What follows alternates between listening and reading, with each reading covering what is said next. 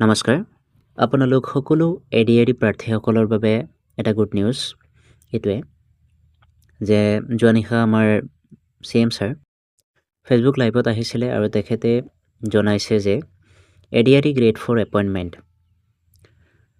জানুৱাৰীৰ 10 তাৰিখৰ আগতে দিব বুলি কৈছে। সঠিক ডেট জনোৱা নাই যদিও আপোনালোকে আশা কৰিব পাৰে 7 তাৰিখে নহ'লে 5 তাৰিখে আপোনালোকক দি দিব। তাৰ পাছতে এডিআৰই গ্ৰেড 3 এপইণ্টমেণ্ট সেইটো আকৌ 15 তাৰিখে মানে 15 তাৰিখৰ আগতে দিব বুলি জনাইছে। তো এইটোৱে আপোনালোকৰ বাবে গুড নিউজ আছিলে। এতিয়া কথাটো হ'ল যে এই ডেটবিলাক কিন্তু একদম খাটাংকৈ কোৱা নাই যে 10 তাৰিখৰ আগতে ইমান তাৰিখত দি দিম, মানে পষ্টপনটো হ'ব পাৰে। যিয়ে নহওক আশা ৰাখিব যাতে 10 তাৰিখৰ আগতে আপোনালোকে এপইণ্টমেণ্ট আপোনালোকৰ পাই যায়। এইখিনিয়ে জনাব আছিলে মোৰ বাৰু। ধন্যবাদ।